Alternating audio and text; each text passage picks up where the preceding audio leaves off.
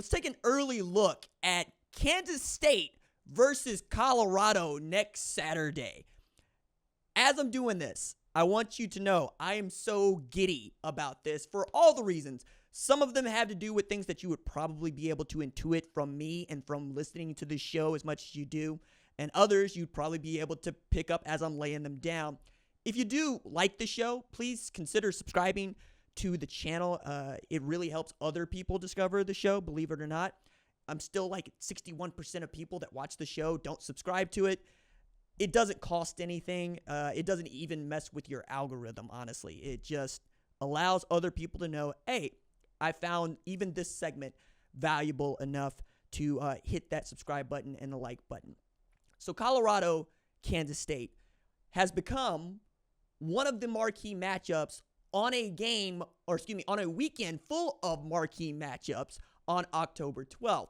One of the things that I think is cool about that is OU Texas is October 12th.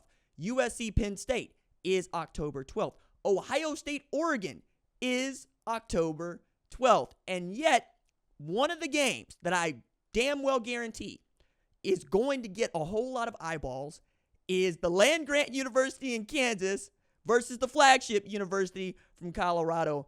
And many of those reasons have to do with what's being done on the football field as opposed to what has gone on off the football field. And that comes together to make one fantastic product that makes a job like mine, sports talk show host, college football talk show host, the most fun. Really, the reason that I wanted to do this from the jump is I love talking about this sport, and I love talking about the characters, and I love talking about the roles, and I love talking about just what we can expect given what we already know, and then how we can be gloriously wrong. And by we, I mean me. So let's start with each of these programs is going to be coming off of a bye week, which is going to be crucial because both have suffered really, really devastating losses, and both are in the hunt for the Big 12 championship. And it feels like one of these programs will leave that day ranked no matter what. Kansas State is going to walk in as a ranked opponent to Bill Snyder Stadium. Not Bill Snyder Stadium, to Folsom Field. They're playing in Colorado. Number 20, Kansas State at Colorado. Okay. I think if Colorado were able to win this game, they're going to be ranked as a top 25 program. One of the reasons is they would have beaten a top 20 team in Kansas State, and their only loss was to a team that ended up in the top 25 after beating them, and then lost that next Friday night to Illinois, another top 25 team. I think that right now, Nebraska wins, the Colorado loss to them looks even better. So you're rooting for Nebraska, as much as that sounds odd, as Colorado has a rivalry with Nebraska that doesn't even have a name, but it's one that you kind of know about if you have followed any Big 8 or Big 12 football at any time. I also think that you could not find two programs that are more evenly matched, right? I mentioned that Kansas State got beat like a drum by BYU. I mentioned that Colorado got beat by Nebraska like a drum. But also, when you're looking at them statistically and where their stars are coming from, you get a sense of just how these styles are making the fight. So both of these programs are averaging basically 31 points per game. As a matter of fact, Kansas State averages 31.4 and Colorado averages 31.0. That's number 85 and 88th in the FBS, respectively. Points per game that they're allowing. Colorado's allowing just 23 points per game. Remarkable improvement from this defense, and I need to say that. Like, I was hard on this defense going into the season because of what I'd seen last season. I was hard on the defensive line. I wanted to see more, and they've been able to do this without Shiloh Sanders. That needs to be said, too. Robert Livingston doing a job. 23 points per game they're allowing, okay? So they're keeping people from scoring even if they can't always get people off the field. And Kansas State has been really good. 19.6 points per game. You might even say that outside of Avery Johnson and DJ Giddens, the strength of this Kansas State program has been its defense and when it can block in the run game. They rank 62nd in points allowed per game, whereas Colorado's at 105th. But again, we're talking about basically a TD difference here. You're also looking at yards per game where they're remarkably similar. Colorado's putting up 406.6 yards per game, and Kansas State is putting up 432. Again, remarkably similar. Pass yards per game, 326 for Colorado, and then you look at rush yards per game for Kansas State, 252. So one team is really great at passing the football, but that's where most of their yards are going to come from.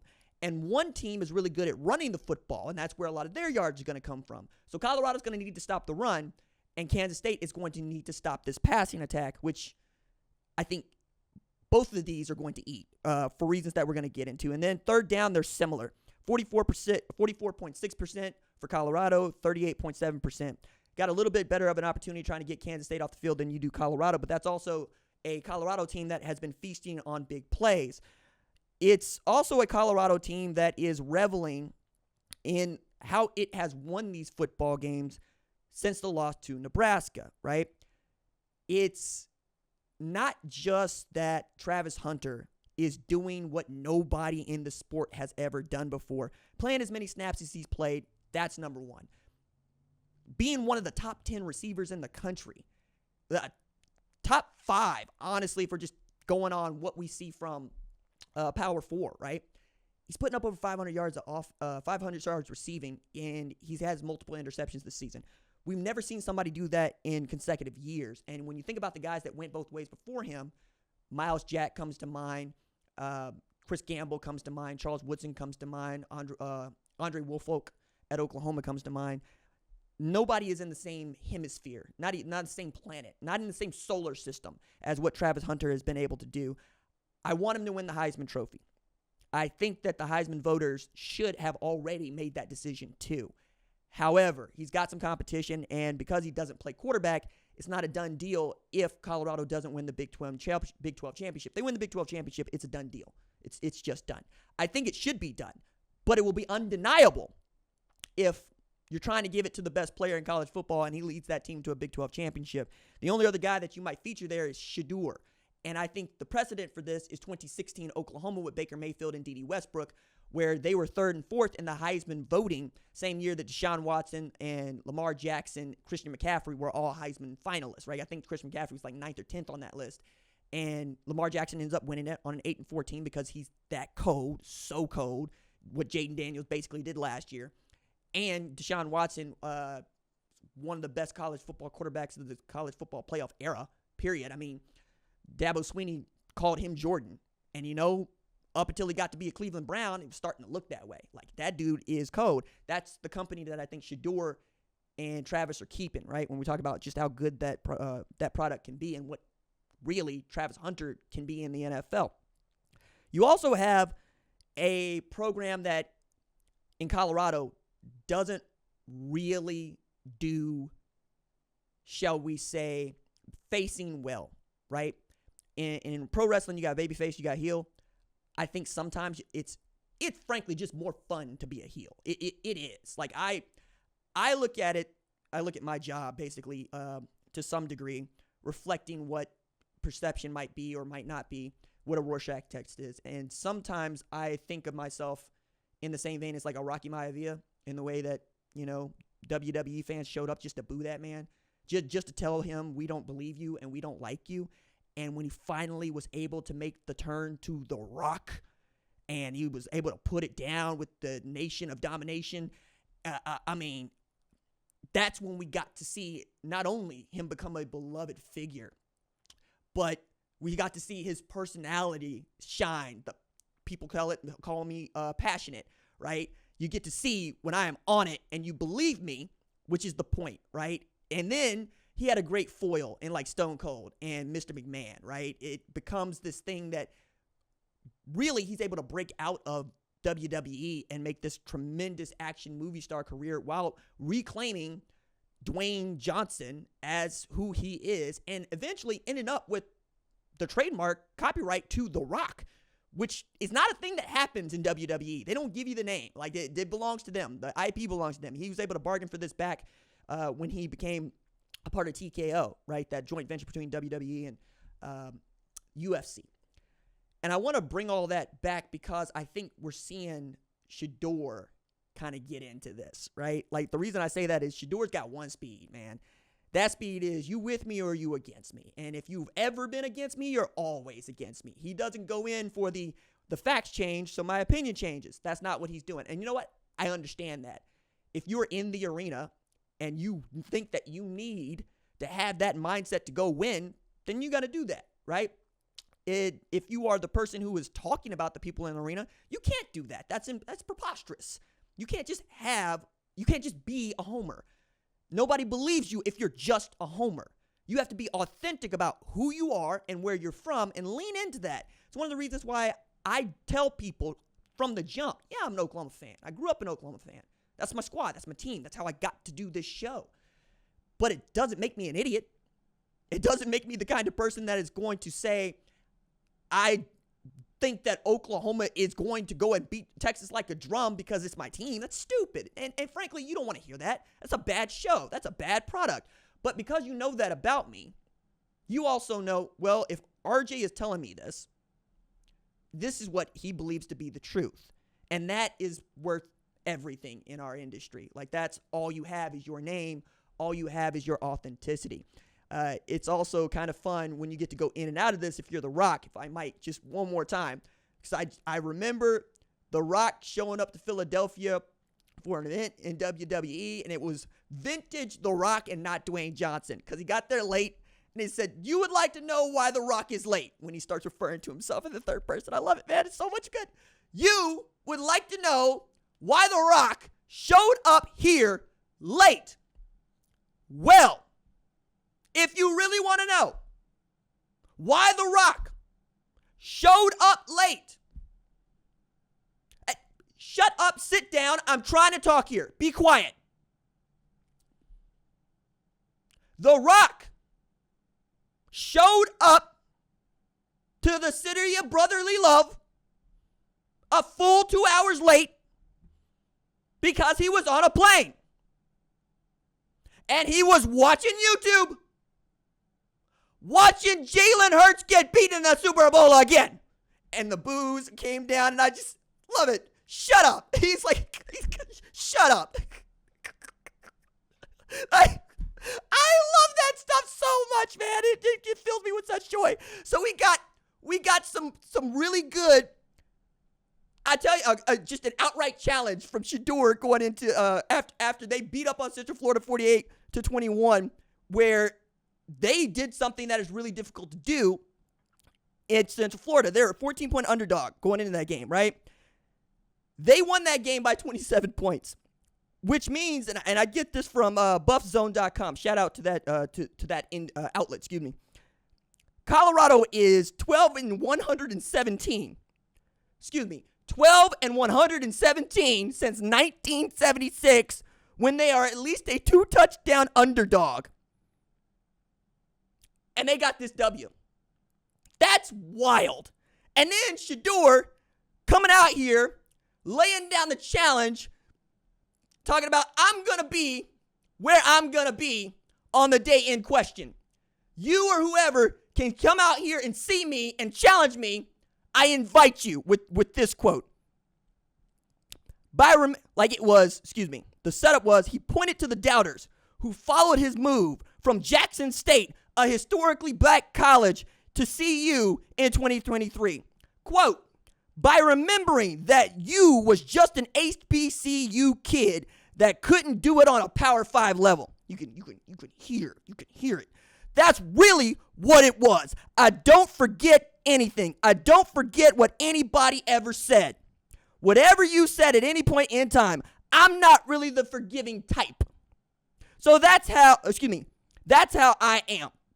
Dad's older, so he's more forgiving, and he always tells me to be a little bit that way. And, when I'm talking to Prime, he would say, hey, look, Shedeur he got his own thing. He got his own speed. You want to get to him, it's going to be a little bit difficult. Prime, for the most part, is letting himself be out there and even goes out of his way to say, I don't have a problem with you. I got a problem with the outlet that you work for. It ain't personal, right? Or be handing out, gold coins, talking about give that dude an exclusive anytime he wants to, or one-on-one anytime he wants to. Shedeur goes on. I'm so laser focused on all the distractions and everything is just I just don't pay attention to it, really. The cameras and everything, because all that stuff is there. But I always remember I was just an HBCU kid that couldn't do it at a Power 5 level. The man has thrown for 1,630 yards so far this season, completing 70% of his passes with 14 TDs and just 3 INTs.